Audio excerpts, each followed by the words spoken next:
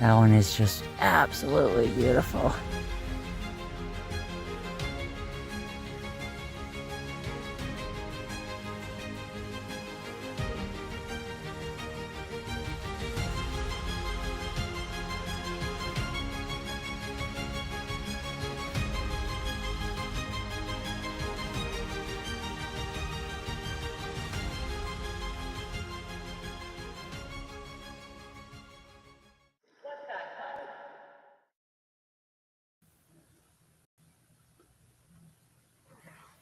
Why is that doing that to me? I don't want to be that little.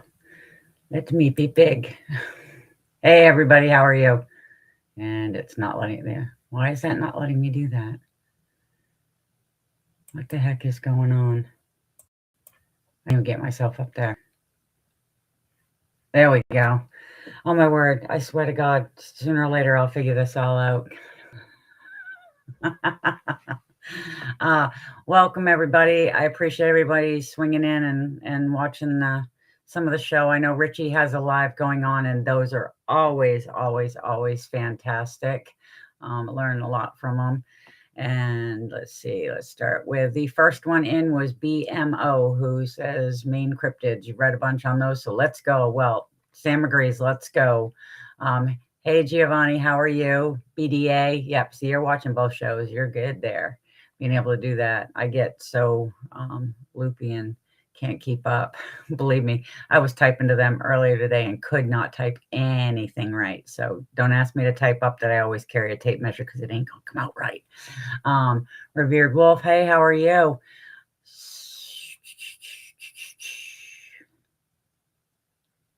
Yeah, I know. It took a minute.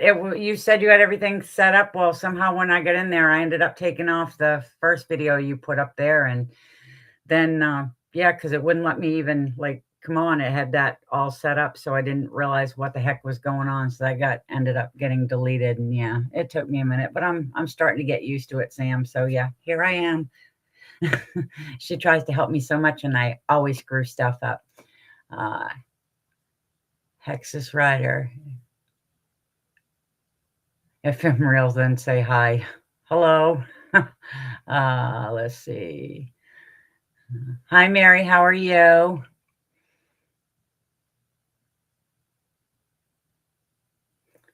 Kind of. You seem like a very low IQ person. Thank you. I really appreciate that. That's great. Let's see.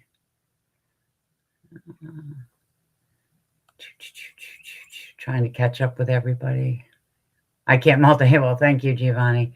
Well, I'm just, yeah, I'm just going by, yeah, people.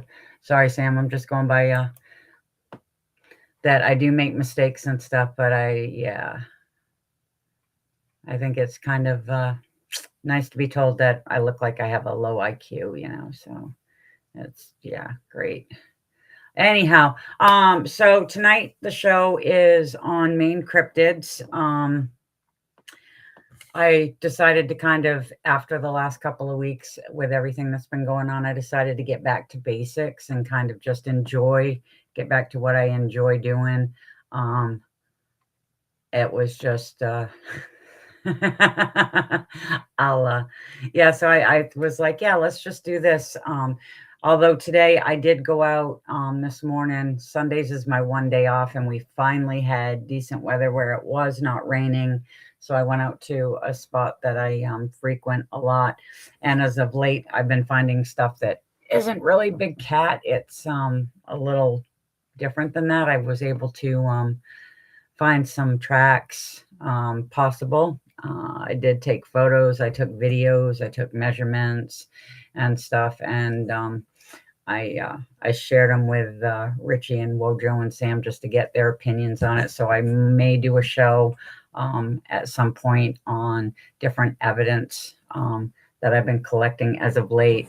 If you have not heard, Richie wants to start up a YouTube live that is just for live when you're out, boots on the ground, which I think is going to be a phenomenal thing. I think it's a great idea.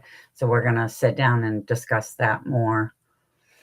and everything. So I don't want to tie you guys up too long. I'm going to keep my show going the way I normally do. But if you pop in and out going over to Richie's live and everything, that's perfectly fine.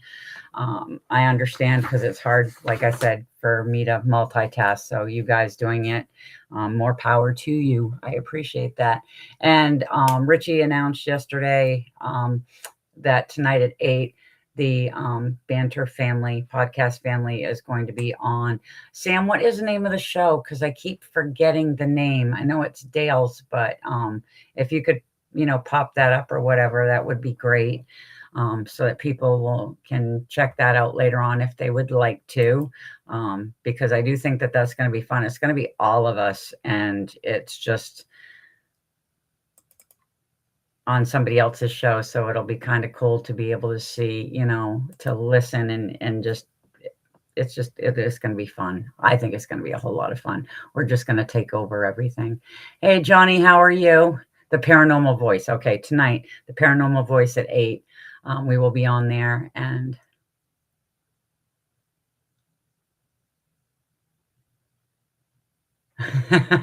yeah, well, that's sweet.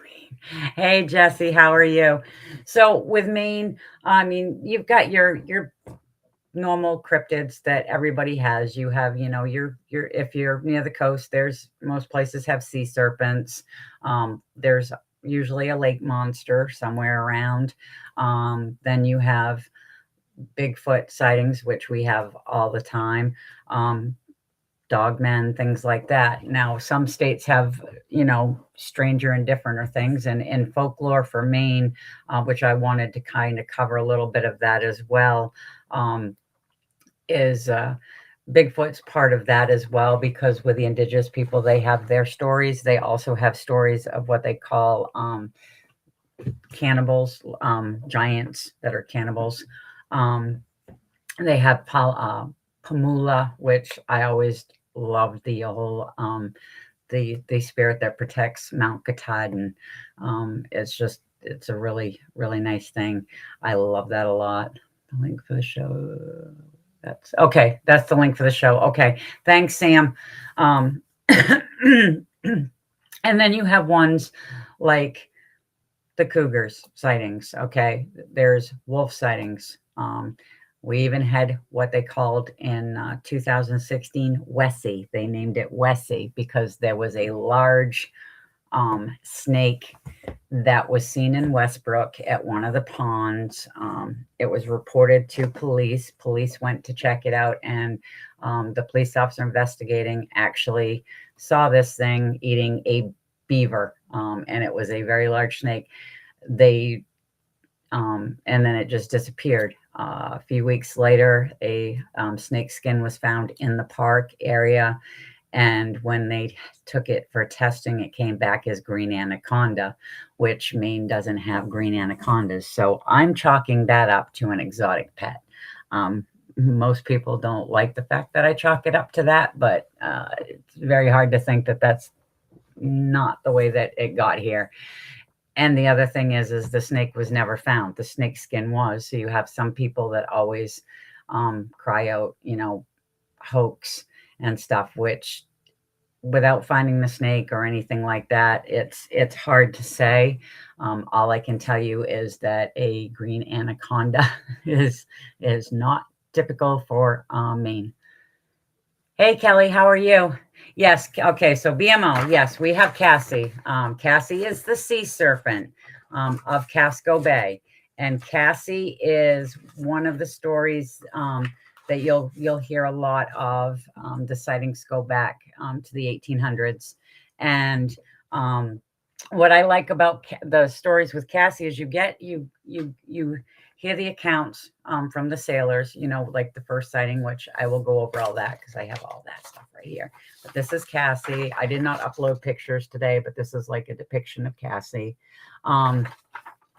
And when I was part of the ICM, I love that a lot just because I got to meet people from all over. And I actually was able to meet an older couple that would come in every now and then when they were in town because they came up to visit family. And the lady was telling me that at the hotel she was staying at. It was at the bay, at Casco Bay. She was out having morning coffee when she looked out over the water, and you've got the, fishing boats, you've got sailboats, and she swears up and down when she looked, there was a large creature's, head. The neck was long, the head was above the sails of one of the sailboats that was out in the harbor. And she will state it right up and down that she saw Cassie, which, when I get to hear the stories from people that, witness this stuff, I think that is extremely cool. And with Cassie, we'll go back to Cassie's original depiction. So Cassie was first spotted by Captain Benjamin J. Willard.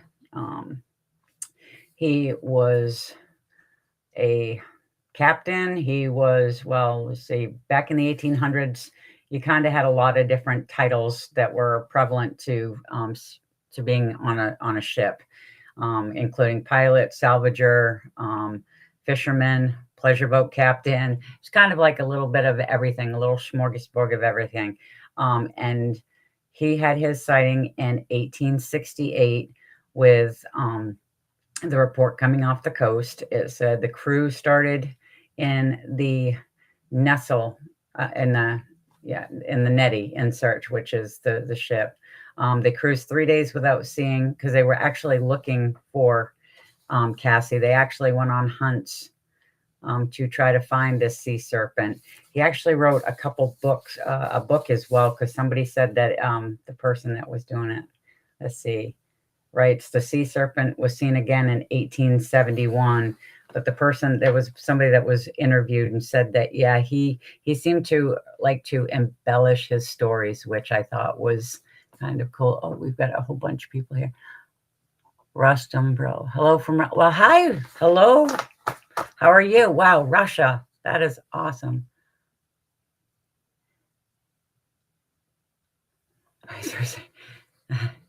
Oh, yeah, get over to Sam's. Yeah, I only see, I don't know which channel you guys are on when you're commenting, but like I said, I really, really, really, really appreciate you being here. And so with Cassie, there was a write-up done, and I like what they had kind of put in here, and I'm just going to read this real quick. The existence of sea serpents in myth acknowledges the unknowable will of the wild, and the reminder in a relationship of this wild and vulnerable world, which I thought was kind of cool. But then you get down to the bottom part of it, and it kind of talks about how we as humans, we kind of think we know everything. So when it comes to like the sea serpents and for any of these other cryptids, there's a lot of times it's just a blocked subject because there's no way that these things exist. Hey, Kurt, how are you? Oh, let me see. That one wasn't in this article. I know that the sightings go way, way back. See, I love BMO. See, BMO, you are awesome. You're amazing.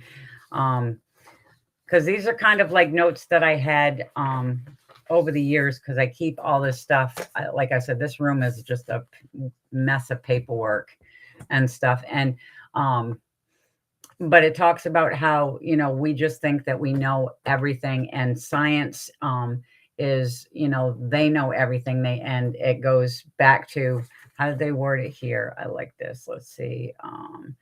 This view presumes that we are the ones who make the decisions, meaning that we know, what's right, and then it says, so much of this thought is within human control, in part because much of the thoughts to be within the bounds of understanding.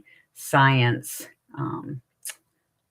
can access the, wow, this print is very, very tiny. I am sorry, guys. I really suck at this. The mechanics of the very force of life down to the subatomic particles, and out of almost the flat and the flat back on the first instinct of the Big Bang reigning. So it's like, if science doesn't have their evidence, then it doesn't exist. And I really wish that things would broaden with stuff, especially when it comes to some of these cryptids, because you know what? There's things in the ocean, okay, that we still don't know about. And I'm not saying that it's a sea serpent, but there could be something very large, and eel-like. I mean, these things, a lot of these sea serpents are more, snake-like and stuff. Thank you, Jesse.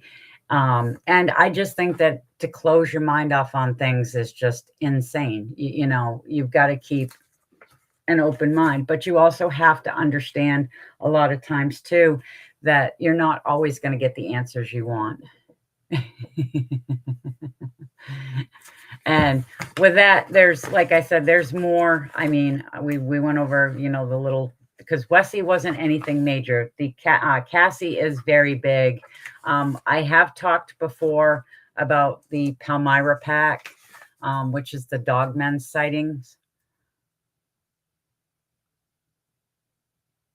Oh, thank you, Giovanni. It's my P22. I should have worn it last week when I was doing my episode on P22, but I forgot. And plus, it was only like 50 degrees here, so it was pretty damn cold. Yes, I'm popping everywhere. Thank you. So yeah, I was talking about the Palmyra wolf pack. And that is the dogmen sightings, because dogmen sightings are a common thing in the state. I've gotten reports from a sighting in Reef Field. There's been sightings in different areas, but this was the first one. Yeah, they are very quick to say that things don't exist, and I don't think that that's right. I mean, yes, there are steps, and I do think that science is right. There are steps we should take, but to say that just because they haven't seen it and there's no evidence, well, that's what we're trying to get, is evidence for this stuff, okay? And you can't be closed-minded on this stuff. And even with, like we've said, with the oceans, okay, we haven't even come close to discovering everything that's in the oceans. And even on land, I mean, there's new species being discovered every day. So we don't know everything.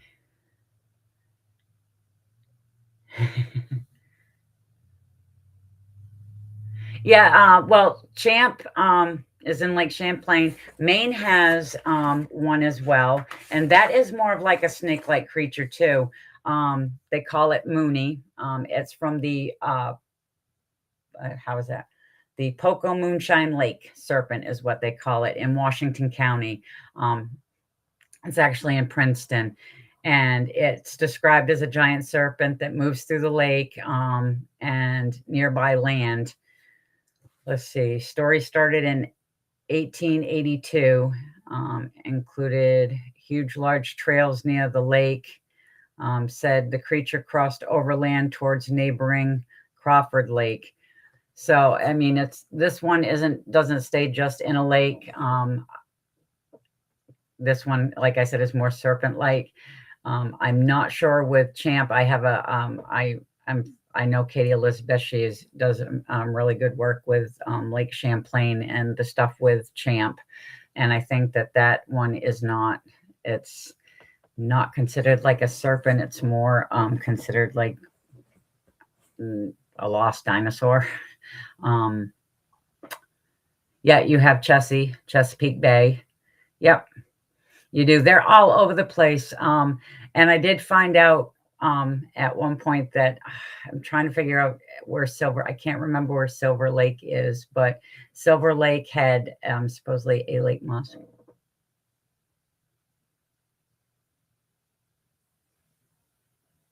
Oh, did somebody ask who I was?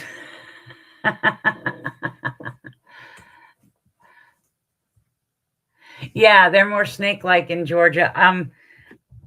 Yeah, Maximus, I got to ask, because if you're in Georgia, because I can't remember, but a young gentleman, he was he's probably 9 or 10, but he wanted to inform me of a cryptid that was, I believe it was in Georgia, and it's called the shark beaver. But from what I understand, that is one of those folklore wives' tale things to try to keep kids from going too far out into the lake. But I found when I looked it up that the Inland Fisheries and Wildlife actually made signs up to put near the lakes for that, which I thought was actually kind of cute. A plesiosaur, yes. Yeah. Yeah. That's what they think that champ is and stuff. There's also Ogopogo in British Columbia, and that one's been getting a lot of notification in the mail too.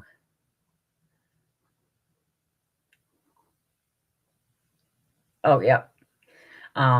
That's cool because yeah, I know the kid just said it was like a beaver shark, and I was like, "What the heck is a beaver shark?" But um, it's just cute hearing stuff from other states because like with I always try to find some type of answers. I do try to be scientific when I'm looking into stuff. Um, Silver Lake is it? No, no, no. That's not the one. It's in another state. Silver Lake's in another state. It was one that back in the mid 19 I want to say 1900s.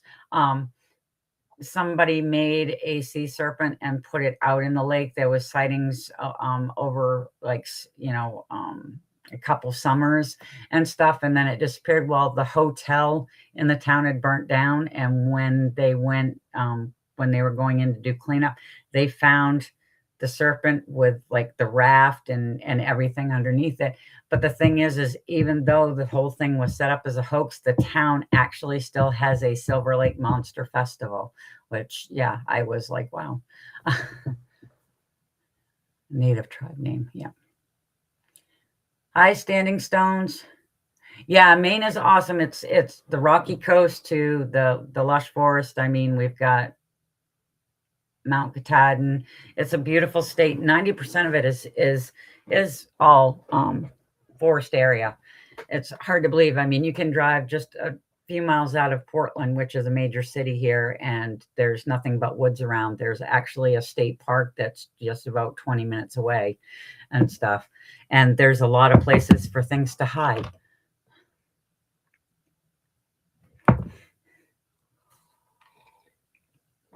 And that's the thing with sorry, I keep doing that. That's the thing. That's the thing. That's the thing. I don't mean to do that. It's just been a very long day. I was out hiking a lot today and stuff, and it's going to be a busy evening. And I really want to do the show, but I feel so bad. Okay. Yes. Okay. So it was 1855. I thought it was 1955, and it was upstate New York. That's what I thought. Yeah, it was a fake serpent, and they do have a Silver Lake monster, Silver Lake festival every year, and it's crazy.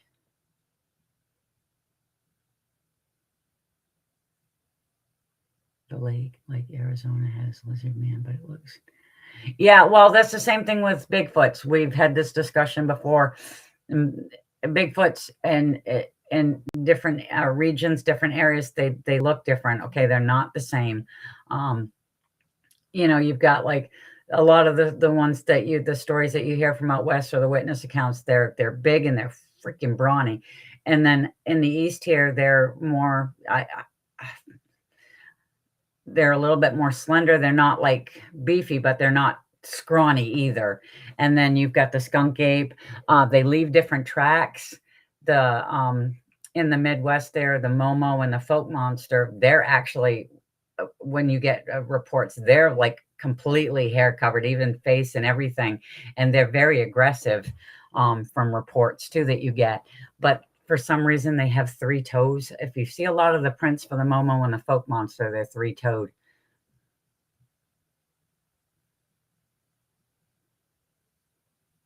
Yeah, well, I've had a lot of people telling me too. I mean, and actually, there's the book that Bruce S. Wright wrote, "They're Standing Stones," to answer that. Is yeah.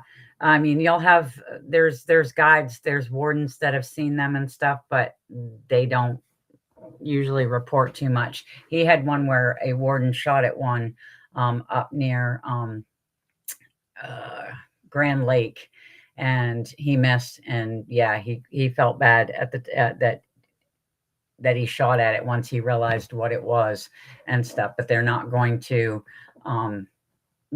state that they're here. Yeah, there's also well, yeah, it's the same. Are you talking about like the monsters? Are you the lake monsters, cryptids, or are you talking about mountain lions are cryptids as well, Jason? Because I'm not quite picking up on that question.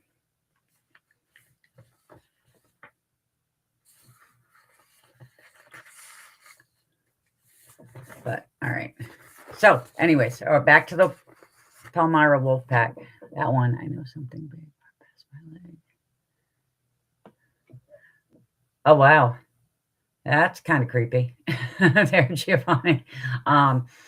With that one there's not a whole lot on it. They do have, like, if you want to go on to YouTube, there's there's like stories of it, being told, of the accounts of it. A lot of that I think is embellished due to the fact that you can't find anything up to the thing except for the family's name, and that they were pinned down in their home by 5 dogmen. And it says that, they'd look out the window to try to see if the things had left, and they'd have the glowing eyes staring at them.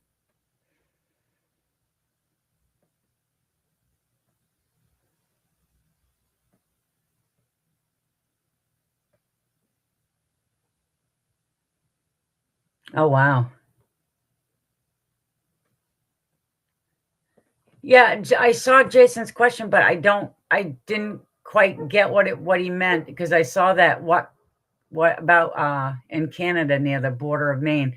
I'm trying to figure out what he's asking me about that. Because if he would ask me, I mean, if I knew exactly, I would try to answer better, but I'm not sure.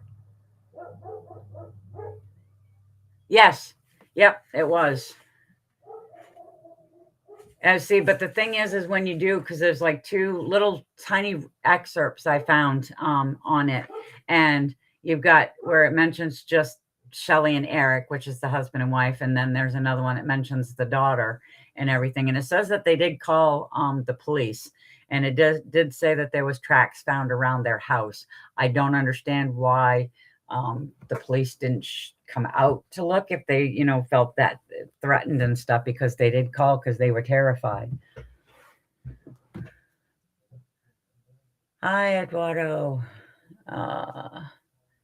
Bigfoot. Okay. All right. So, yeah, well, that's the thing. I do think a lot of these cryptids go between Maine and Canada. I do, especially with the mountain lion sightings. I mean, because they don't know borders. There has been a mountain lion sighting down in the Calais Lubec area, where one, and this was years ago, but one was reported, a married couple reported seeing one swimming across the St. Croix River. So I don't see how they don't know borders, and there's places in there that you can cross that doesn't have to, you don't have to do a checkpoint. For people you do, but and even back in the day, I used to live in Calais, and I can tell you what, I know plenty of people that just went up a little ways and took a little boat and just, took it over.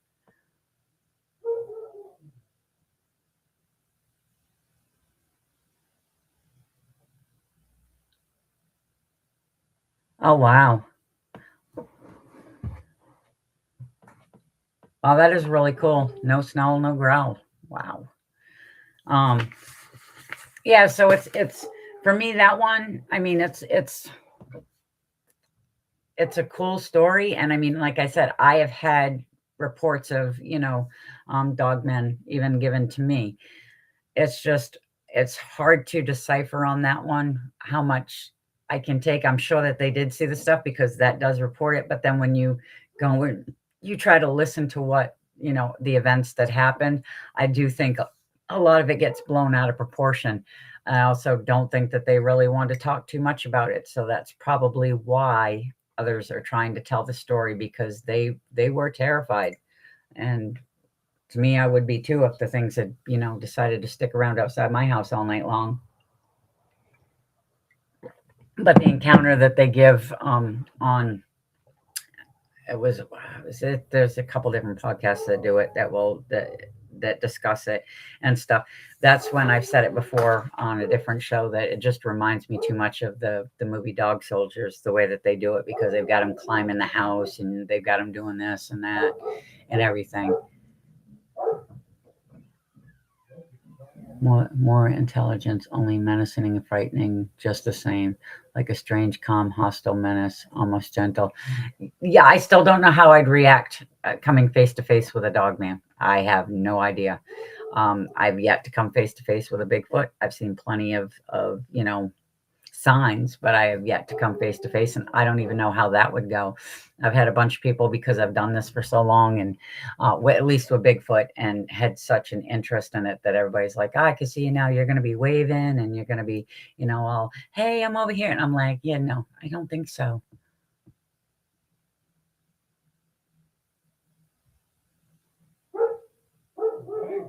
Yeah, see, I don't understand BMO, because there was very little that you can actually find on that. So it's hard to know exactly what the truth is that's being said. And I do feel bad for the family, because I do think that they did see something. I mean, they were terrified, but they just don't.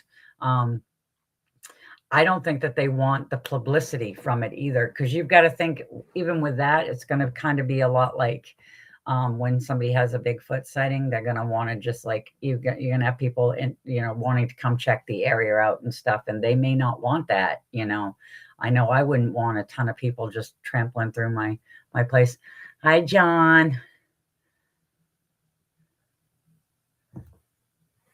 Wait a minute. Hold on. What was back here? Sorry, I'm trying to keep up with the comments.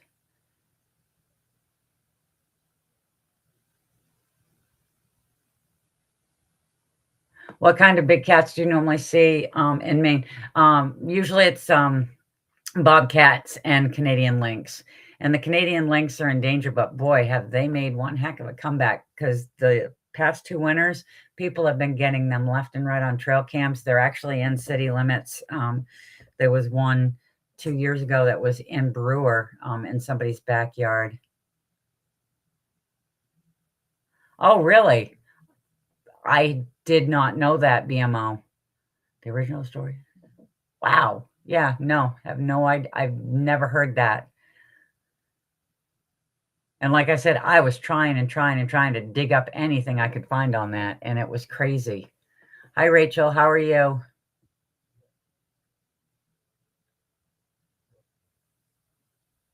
Oh, they were on Paranormal Witness.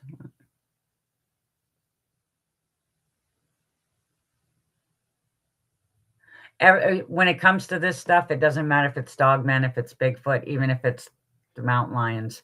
The second that you say you see something, most people do would just assume that you are crazy. It's just the way it is. I never understood that. That's why I'm glad I found this family here, because I know I can discuss this stuff and I'm not going to be told that I'm crazy. People are going to understand. I don't really care. When I had my own sighting, I had, like I said before, I'd started speaking to some journalists, and I had written down what I'd seen, and he asked for a copy of it, and without telling me, he published it in his hunting magazine, and did not tell me. So I ended up having people, strangers, coming up to me, and people that I knew, telling me that, oh, you didn't see what you thought you saw. I mean, you saw a bobcat. And I'm like, what the heck are you talking about? Because I had no idea that that was even done. And yeah, when I did find out, I had no issue with him. I just wish he had told me he had done it. But I had no issue putting those people in their place, because you can tell me that, and yes, eyes do play tricks on people. I'm not saying they don't, but I know exactly what I saw. I actually drew it out, what I saw. I casted the track that I found. It's like, I'm not crazy. I am absolutely not crazy.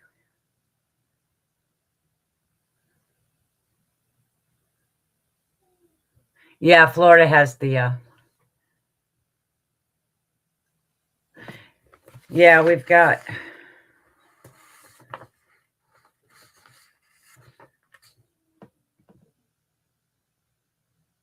oh wow.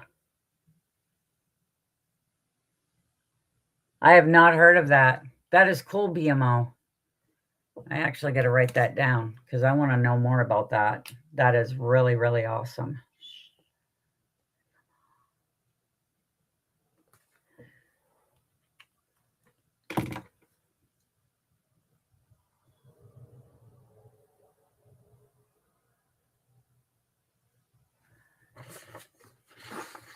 Yeah, okay. So I'm trying to keep up with things. Honestly, guys, I am not zoning or anything. I'm just trying to make sure that I answer everybody because we've had some really good stuff and BMO keeps throwing up some really good stuff, which I absolutely love. Thank you so much for that, BMO.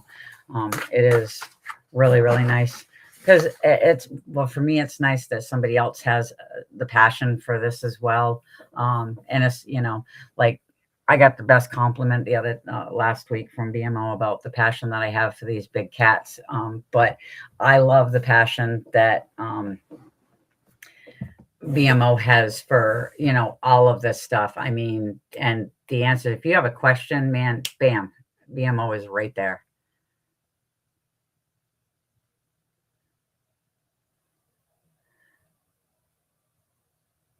Dogman encounter on the wow, on the way to work. Yeah. See, no, like in Maine, we had there was one called the Turner Beast. It's a cryptid. And that one is very, very different because they figured out what the heck it was. And yet, because this animal that was what they called deformed and it just didn't seem like it was anything, that anybody knew. It's the Turner Beast right there. Had popped up, it had been hit by a car. Well, I guess months and months and months prior to that, people's animals were going missing. Doberman had been attacked, a Rottweiler had been attacked. A whole bunch of different things had gone on, and they kept hearing these what they called animal screams that they'd never ever heard before. So when this animal ended up showing up dead. Couple found it and they reported it to inland fisheries and wildlife, to have somebody come out and look at it because it was, see, what was it? It was found dead after apparently being hit by a car in Turner, Maine. For years, residents across Androscoggin County have reported seeing and hearing this mysterious animal with chilling, monstrous cries and eyes that glow at night, with residents wondering if the animal found dead over the weekend is the mysterious creature. And it goes on to say that when they called, because it was Michelle O'Donnell of Turner who spotted the animal, and she had, like I said, gotten a hold of the proper authorities on it and stuff, but they decided not to come out to look at it right off. And by the time they did get there, it was mainly gone because it had been scavenged on and stuff. But they were able to get some DNA samples. One story says they did, another one says that they didn't. Hey, Andrew Gnomes Trucking Express, how are you? Arrow Crusher, hello, how are you? Um, and they did get, one story says they got DNA, new story says they got DNA, another one says that they didn't. But the one that says when the DNA come back, it came back actually a dog wolf hybrid. And so it's not that much of a mystery, but there's still people to this day that will tell you that that's not what it was. It was something else. Could it have been? I mean, I don't know. Like I said, there's two different reports. One says that there was, DNA testing done on it. The other one says they didn't even bother. So,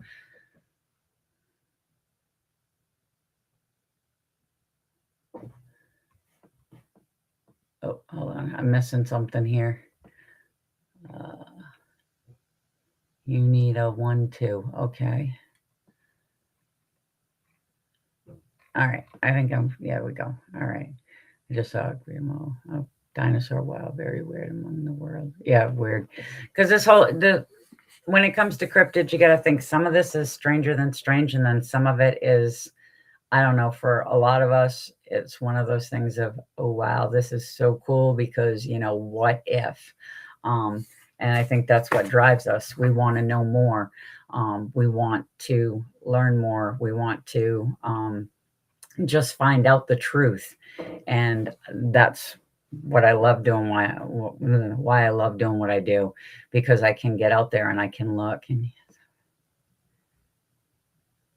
thank you, BMO, because that's I do. They said wolf dog hybrid mix, but yeah, I do think it was a chow wolf because it did actually look similar to a chow.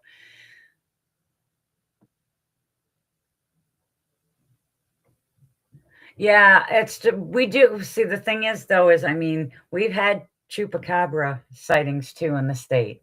Um, that I got directly from the state biologist who, when he showed me the picture of it, it was not a chupacabra, it was a dog with mange. But I have had people tell me things that are completely strange when it comes to the chupacabra sightings. And I've seen something that ran in front of me that did not look like a coyote with mange. It just looked very, very strange. But I don't know what exactly it was, but I'm not about to say chupacabra because I don't know. And I do have my own theory on chupacabra anyways, but I will keep that to myself for right now.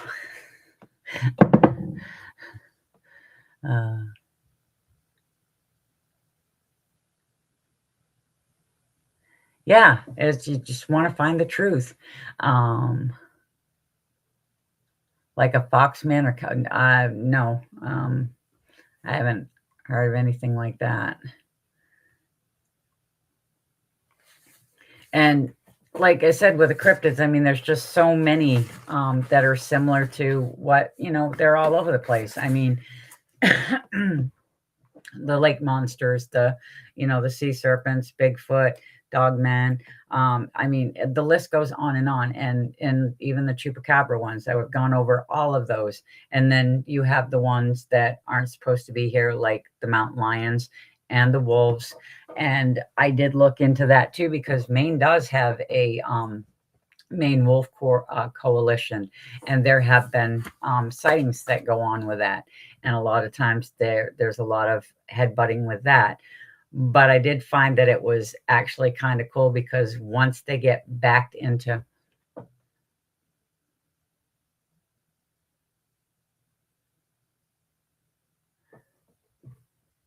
oh, that's cool, yeah. Well, yeah,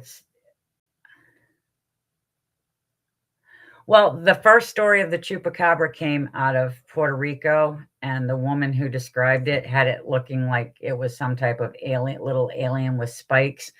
And then she turned around and told them, after she had done her statement, that she had just watched the movie Species. So a lot of that, I can go with what BMO saying there too, is a large hairless dog.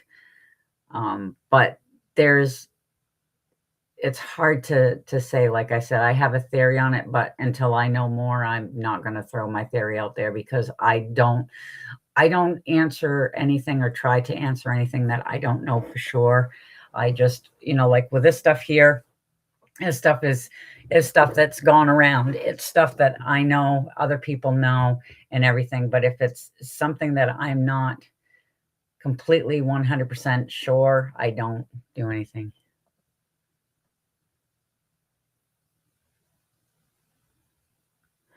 Yeah, well, they will. I mean, they call a lot of stuff. I've seen a lot of like videos that people put out there, like, "Oh, I've got a chupacabra," and we captured it, and mainly it's been poor raccoon with mange. The thing was using its paws. They were feeding it dog food. It was awful. Yeah, I will look them up because I want to know more about those, because that would make a lot of sense on that. But with so going back to the wolves here and stuff, it's kind of like the mountain lion stuff. I thought it was kind of funny that, um people raise that question of they've seen the wolves, have the wolves made a comeback, and they won't answer with a simple yes or no.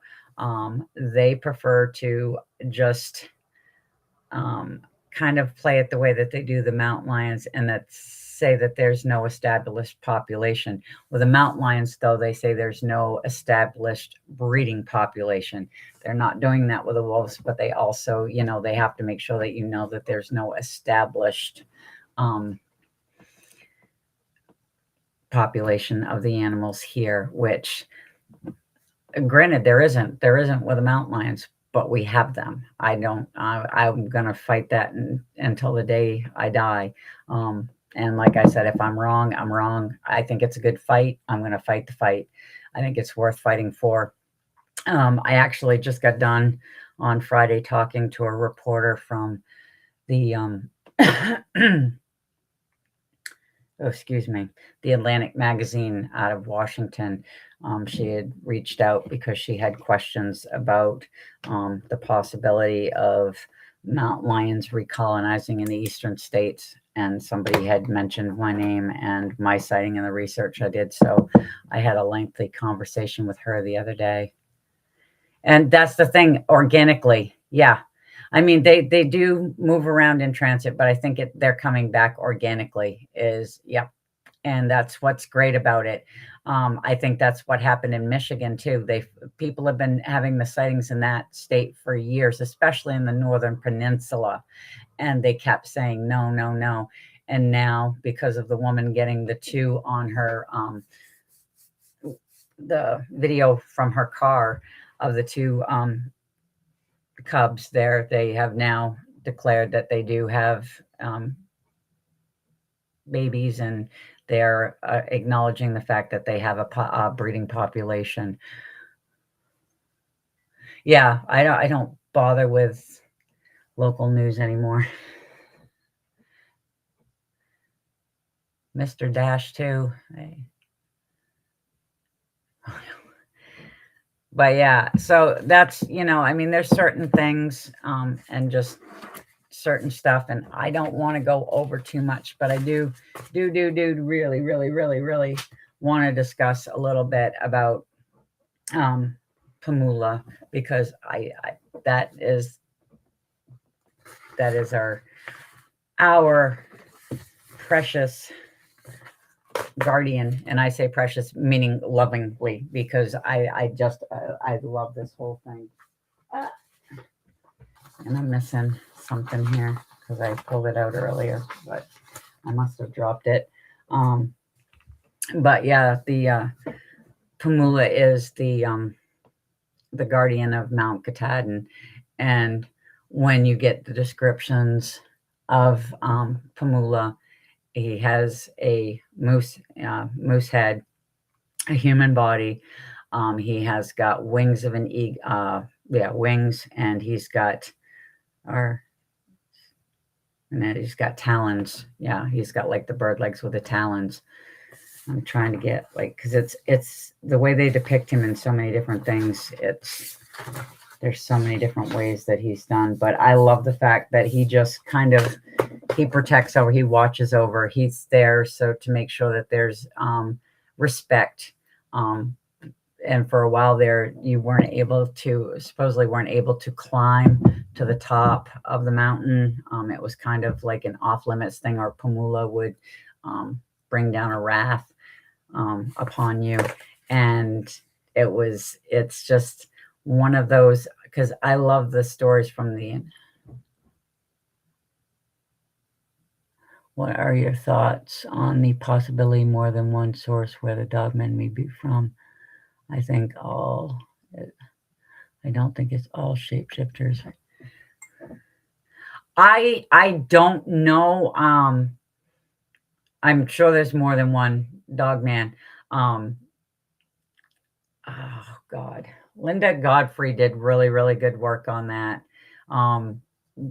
I would be checking into some of her stuff because literally when she did the stuff, she was getting the report. She wasn't even working on the stuff. And she started getting reports.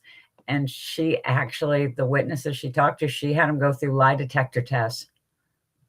Body of a man, head of a moose. Yeah, the wings and feet of an eagle. So I had it right, BMO. Thank you. Trying to remember everything. It's like my brain is like, Like I said, thank you so much, BMO. But I like that because I like the stories when growing up, I liked anything that I could learn about the native culture. We had in the east and eastern Maine, there was the Micmac tribe, then there's the Penobscot tribes and stuff, and now they're all one nation together. Now they've all joined together, and just hearing the stuff. I mean, they have their own legends of Bigfoot. They have the legends of the ice cannibals. Not all shapeshifters, or yeah, I don't know anything about the shapeshifters, and I don't get into the government experiments. So I don't know anything on that. I just I try to stay away from the shapeshifter stuff. Freaks me out. Paranormal stuff freaks me out. Like I said, I would rather be out in the woods with something 8 to 10 feet tall that could rip me to shreds. I'll be fine. Than deal with something that can like shapeshift and freak me out, or something paranormal that could torture me for the rest of my life.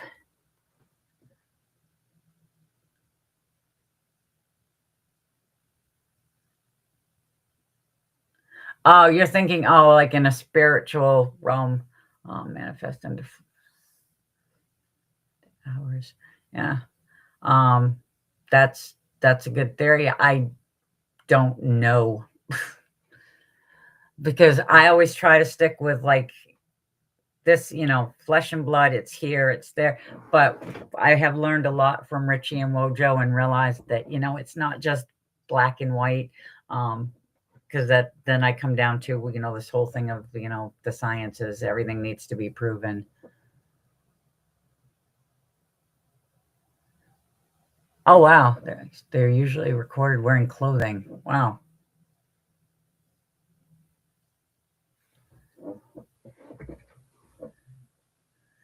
I don't see UFOs in the sky at night. I have not seen one at night. I've seen something I couldn't explain during the day, and I did get a hold of one of the gentlemen from the UFO thing there that you report, just to see if there was any planes or anything weird, or somebody else reported it. But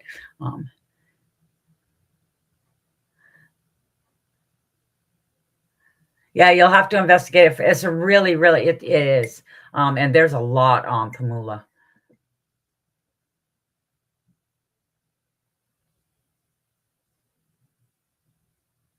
Yeah, you did, Sam. I haven't seen anything like that. I haven't.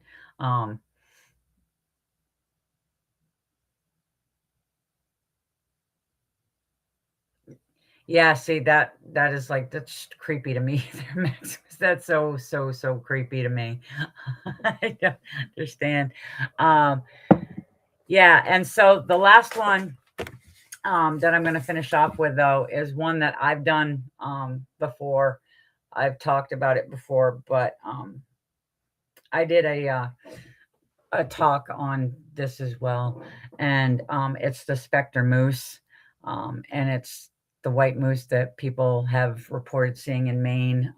It can vanish in front of their eyes. For some, others it doesn't.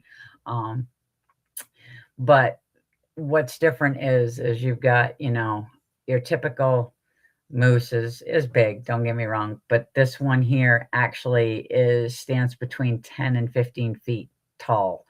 And the span of the antlers are supposed to be like 5 feet. It's massive, and it dates back to, let's see, starts back in 1891, where a hunting guide, Clarence Duffy, reported seeing the large moose while Duffy was working around Lobster Lake. And then later on, John Ross, a lumberjack from Bangor, also saw the large moose while working on Lobster Lake. They spoke of the enormous moose, and other reports started coming in. And then they kept going on. And then you get all these different stories throughout the years, and they continued for quite a while. But what I like to do with a lot of this stuff, if anybody knows me, and the reason that I wanted to leave with a specter moose was because, yes, could it be something that's...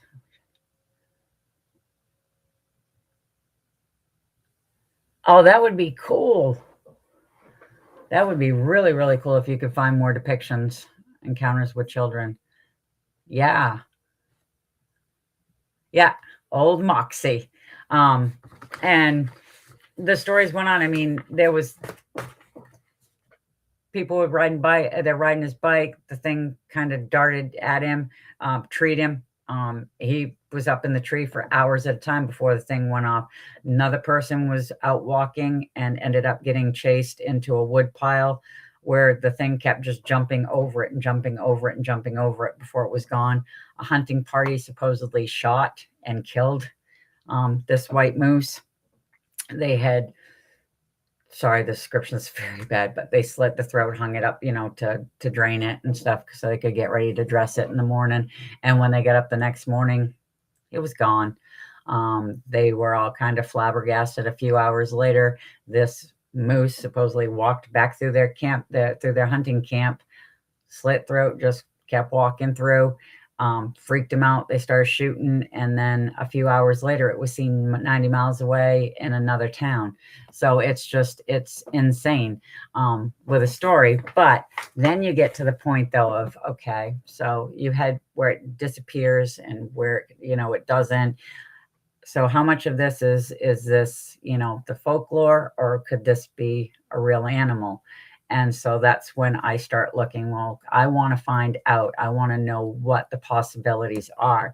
And when you look it up, granted, size-wise, with a moose, you can exaggerate the size. They are massive, okay? They are huge. So to me, if I looked at a moose, I'd probably say it was about 15 feet tall just because they're big. So I started looking into it. And there is a forest in Canada with moose in that forest that is called the Spirit Forest, and all of them are white with brown eyes. And the specter moose is white with gray eyes, is what the story is for that. These moose have a genetic anomaly called leucism. And there's also another group of moose, I believe it's in Norway, that there's an area where they have the same. So then you start wondering, could it be, a very large moose that they've been seeing that has that genetic anomaly? Don't know.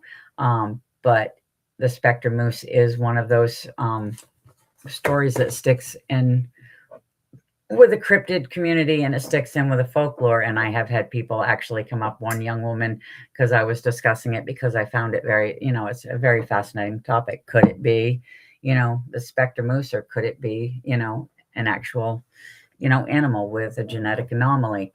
And she was like, thank you so much for explaining the specter moose. I thought I was crazy. And I was like, what are you talking about? She goes, when I was a kid, she goes, and she was probably 18 at the time I was talking to her. She goes, I was like 12 or 13. She goes, my parents took a ride into the Maine mountains and then over towards New Hampshire and back. She goes, and I was in the back seat and I was sleeping. She goes, and I wake up to them yelling at each other because my mom can't understand why my dad didn't see that giant white moose that was in front of their vehicle one minute and then it was gone the next. And it was just kind of, it was cool to hear that, there was somebody who was, she thought they were crazy, but then she realized, well, maybe they're not, because she had never heard of anything, no white moose, no specter moose, no nothing. Yeah, the specter moose is really good. Like I said, I wrote a paper on it. I did a discussion, a topic, and then I ended with the leucism thing. Plus, there is also a tick-borne disease too that can do that can turn the fur white. I found out as well. But it's still one of those fascinating things. I do love the specter moose, whether it's the specter moose or it's a spirit moose. an actual moose. I'm fine with either because I do think it's great. Yeah, from the top of the head. So they're huge. So yeah, you can say it's 15 feet. And even if it's 11, I'm going to say it's 15 feet. So yeah, they're huge. So, anyways, all right. Well, we've run a little over. I don't want to keep everybody from Richie's show. Plus, we've got to get ready for the next one that's on at 8. So I want to thank everybody who came and joined in to the conversation. I really appreciate the support. And I will end it with make sure you check out Wojo's show on Tuesday night, Home of the Boom. I don't know exactly what he's got going on. That's right. Well, no, albino, they have the red eyes. With the leucism, they have the white fur, the white rack, but they still have the natural color eyes.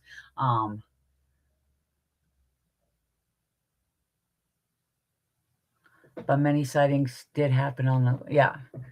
Oh, that's cool. Moose, usually they'll go away from you. The only time I get really nervous with moose is males, because males are unpredictable, and they will charge and trample. Rutting season is bad time. I had a friend actually driving in his pickup truck, and the moose charged him from the side of the road and tried to ram his truck just because it was rutting season and he didn't like him in the area. So thank you guys. Sam's show. Remember to watch Sam's Pretty Paranormal. Sam After Dark, I should say, her spooky stories. Although last week we got Richie, who did a fabulous job, him and Wojo. And Richie stepped right up to take over for Sam for a little while. And if you haven't seen the show, please check it out because it was fabulous. And of course, you've got the core show, Banter with Richie B, Saturday nights. Richie is back. We are so happy, so thankful. And I will see you next Sunday and try to figure out what we're going to discuss then. Until then, remember, sometimes in life and research, you have to say, what the hell? Good night, guys.